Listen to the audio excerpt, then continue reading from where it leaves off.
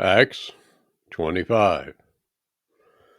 Now, when Festus was come into the province, after 3 days he ascended from Caesarea to Jerusalem.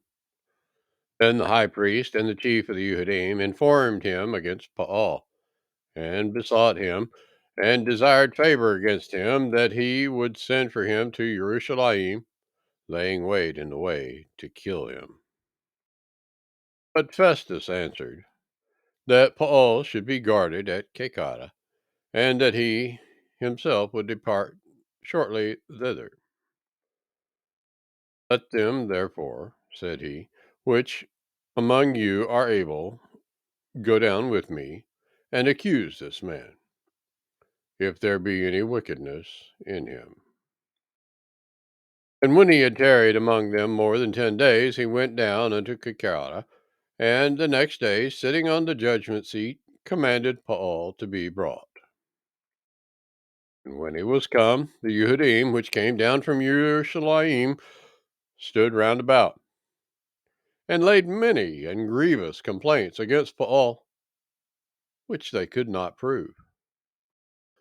While he answered for himself, neither against the Torah of the Yehudim, neither against the temple, nor yet against Caesar, have I offended anything at all. But Festus, willing to do the Yehudim a pleasure, answered Paul and said, will you go up to Jerusalem, and there be judged of these things before me?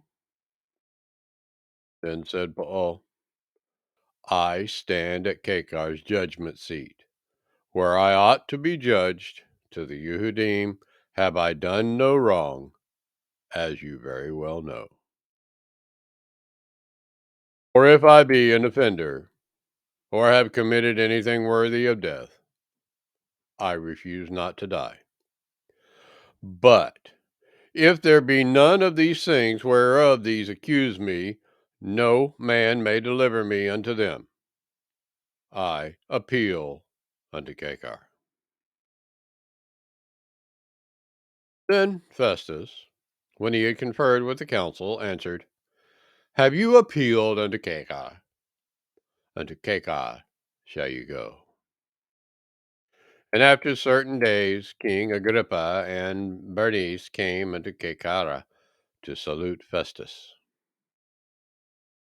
And when they had been there many days, Festus declared Paul's cause unto the king, saying, there is a certain man left in bonds by Felix, about whom, when I was at Jerusalem, the chief priests and the elders of the Yehudim informed me, desiring to have judgment against him. To whom I answered, it is not the manner of the Romanim to deliver any man to die, before that he which is accused have the accusers face to face, and have license to answer for himself concerning the crime laid against him. Therefore, when they were come hither without any delay on the morrow, I sat on the judgment seat and commanded the man to be brought forth.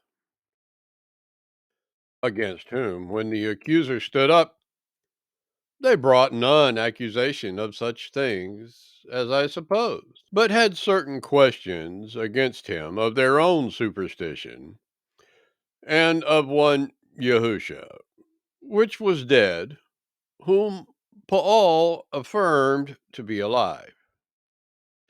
And because I doubted of such manner of questions, I asked him whether he would go to Jerusalem and there be judged to these matters. But when Paul appealed to be kept unto the hearing of Augustus, I commanded him to be guarded till I might send him to Caesar. Then Agrippa said to Festus, I would also hear the man myself. Tomorrow, said he, you shall hear him. On the morrow, when Agrippa was come, and Bernice, with great pomp, and was entered into the place of hearing, with the chief captains and principal men of the city, at Festus' commandment, Paul was brought forth. And Festus said, King Agrippa, and all men which are present with us, ye see this man, about whom all the multitude of the Yehudim have dealt with me, both at Jerusalem and also here, crying that he ought not to live any longer. But when I found that he had committed nothing worthy of death, and that he himself had appealed unto Augustus, I have determined to send him, of whom I have no certain thing to write unto my Lord. Wherefore I have brought him forth before you, and specially before you, O King Agrippa, that after examination had, I might have somewhat to write. For it seems to me unreasonable to send a prisoner, and not withal to signify the crimes laid against him.